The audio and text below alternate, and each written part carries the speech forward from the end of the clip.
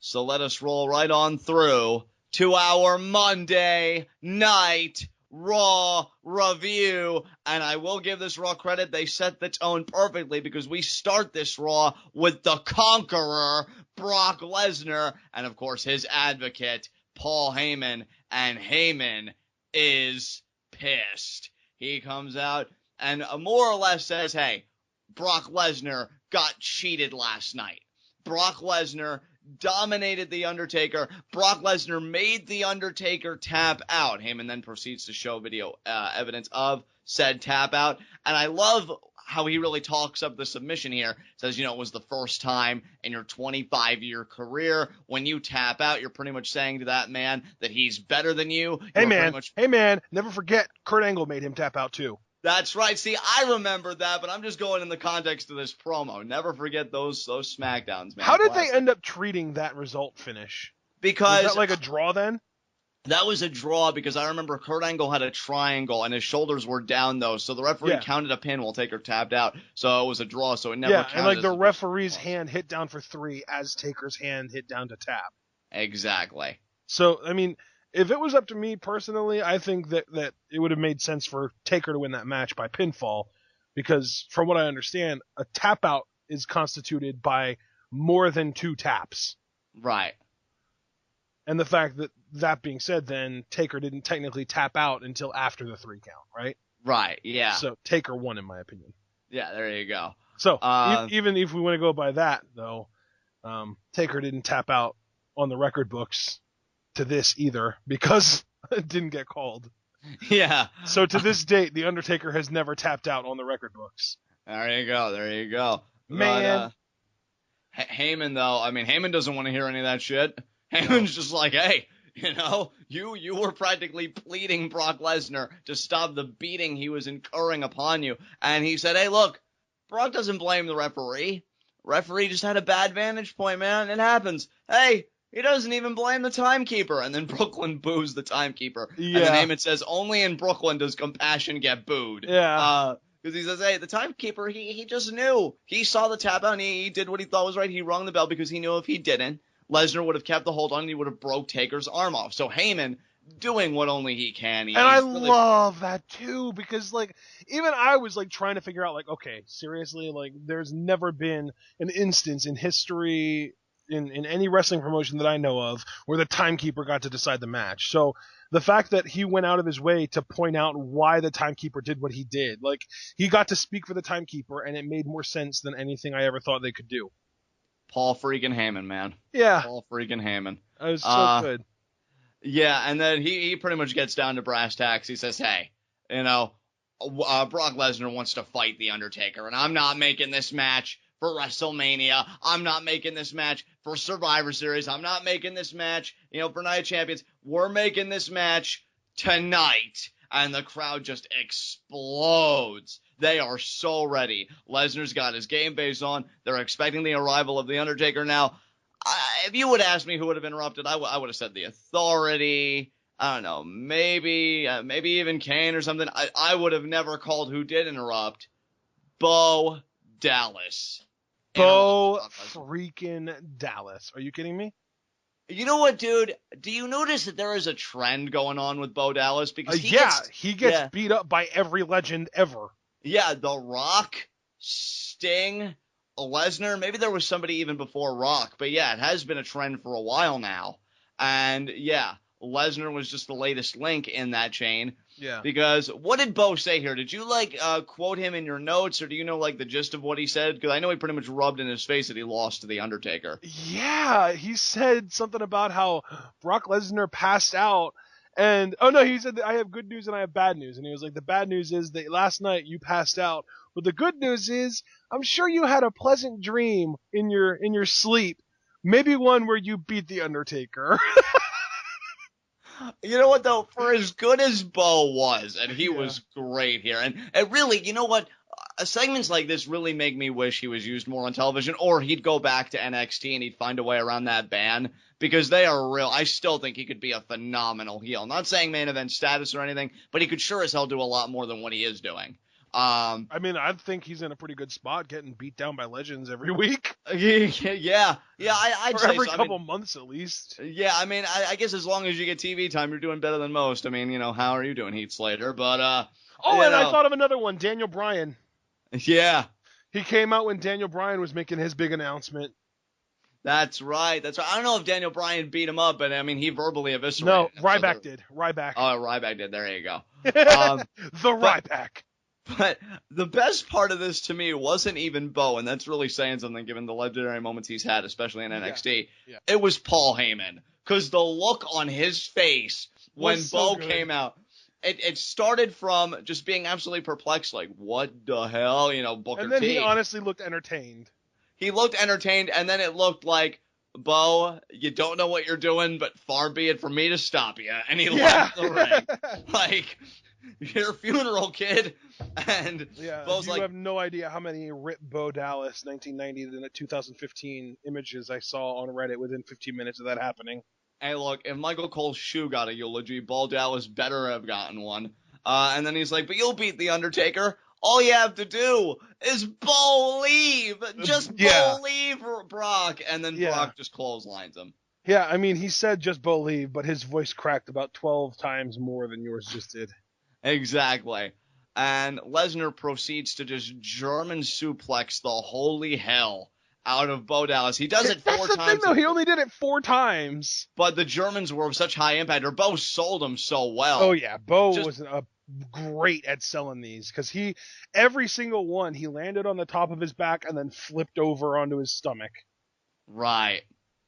And, Lesnar does 4 initially. He leaves the ring content with the damage. And Paul Heyman, which was especially hilarious because if you know the history between these two, Heyman's always tried to be the calming factor for Brock Lesnar. Yeah. No, here, he was egging him on. He's like, hey, Brock, you did 4. Why not 1 more? Why not 5? Because I guess 4 ain't enough. I need 5.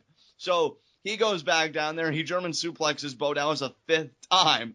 And then, he goes back out again. And then Heyman's like, you really should just F5 him. Go back down there and F5 him. And then, he gets him up in the fireman's carry position. And then Heyman says, Bo, I just want you to know that Brock Lesnar, Bo leaves. And then Lesnar leveled him with an F5. Yeah. So I got to say, I mean, we did Heat of the Night in the preceding segment. We got our grievances out. This is how you set a tone for a 3-hour show, because you need to get the crowd hot. You need to make them be able to go to distance. And I feel like when you have Heyman, Lesnar, and a heel like Bo Dallas that is able to generate that heat and just be so great at taking the beating, they did a phenomenal job here. They hit it out of the park. Yeah, they did. This was great. And I honestly feel like, why couldn't they do something like this to start SummerSlam itself, right? Right. And then that's not even all, too, because Bo Dallas did such a great job here. And then it not only did it just entertain people, it made people forget about the fact that we, in an alternate universe, could have gotten Brock Lesnar versus The Undertaker 3 tonight. Exactly. People just stopped. Like, you would expect if they hadn't forgotten that there would have been like, we want Taker or something like that. But no. This segment was so entertaining that it actually got the crowd to forget that Paul Heyman challenged The Undertaker for a fight that night with Lesnar. Exactly. These guys are going to do it for a 3rd time, which, I mean, you should know me and Ashton's position by now. Neither one of us really wants that. Heyman himself even acknowledged in the opening promo how Undertaker collapsed backstage, after the match was over. I mean, how much more can he take? I'm starting to think that he's, partially a masochist or something. I want to get back in the ring with Lesnar again. Yeah. But, there you have it. I really enjoyed this opening segment. I got nothing more to say about it. All right, then, let's move on to our first match of the night, the Lucha Dragons versus the New Day, with primetime players on commentary. And before we even talk about the match, the New Day stole my heart. They steal my heart, and I think they steal yours too pretty much every week these days. It's gotten to be an every week thing. I agree. They are such an amazing act. They did another rendition of a classic New York song, start spreading the news, bragging about them regaining the tag team titles. But what made this so special, Xavier Woods is playing the trombone. Yeah. Quite talentedly, I might add. Yeah, I mean, it was definitely, at minimum, it was competent, and that's all you need at this point. Hey, look, I was never even competent at the harmonica. Consider me envious of Xavier Woods. So these guys were amazing. The crowd even chanted New Day rocks. I did not hear sucks. I think they were saying rocks. And I think Michael Cole even acknowledged that because he was saying, hey, listen to the WWE Universe. So, yeah, I think New Day actually... Well, and not only that, but if you wanted it to be any more clear, they were just straight up chanting New Day, and that's it at one point. So, yeah, this crowd was clearly into the New Day. It wouldn't surprise me if that starts to be a little bit of a trend, too, because these guys are just too entertaining to not get behind.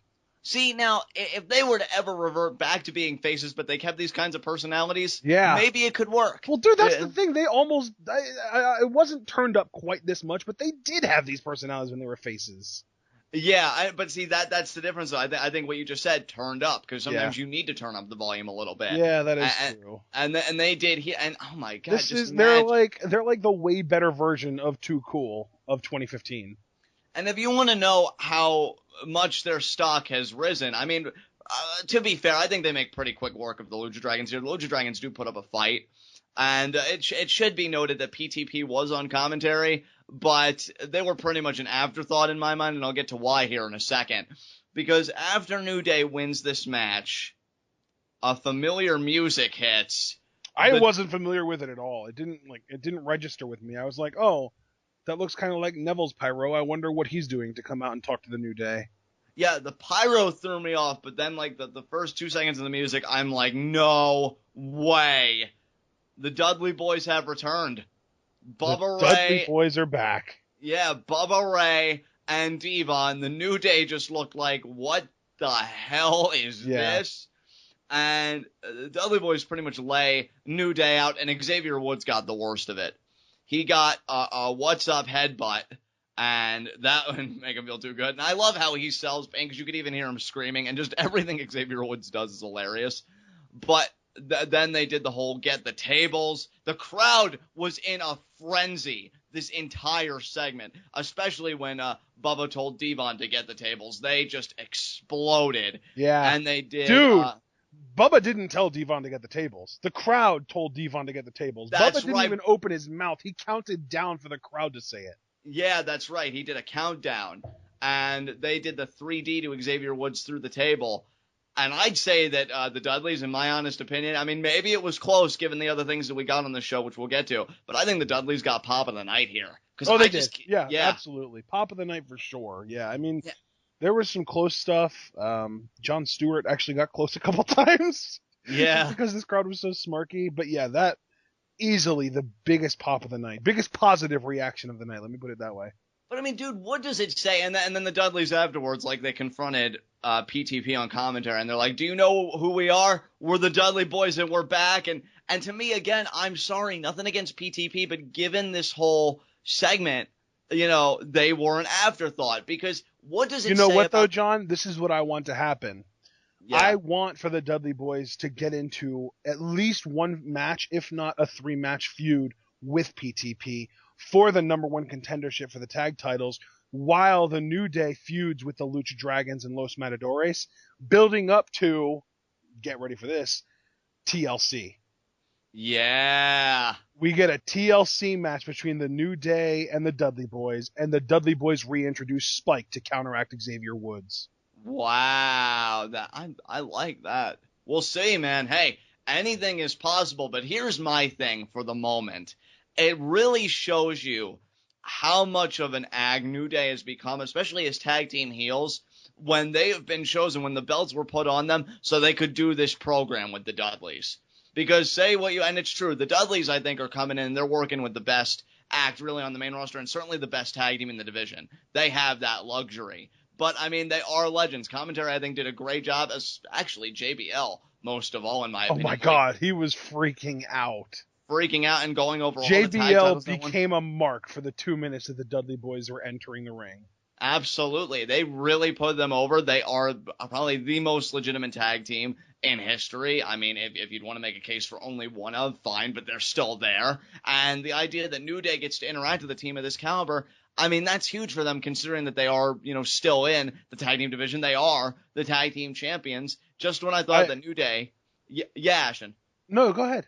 I was just going to say, just when I thought New Day couldn't reach, any new kind of heights, and I was just waiting for Enzo and Cass, here the Dudley Boyz come in. I just think this is so cool for the New Day because I think the promos on their end, at least, are going to be exceptional. So I'm actually excited for this program. Okay, two things now. Yeah.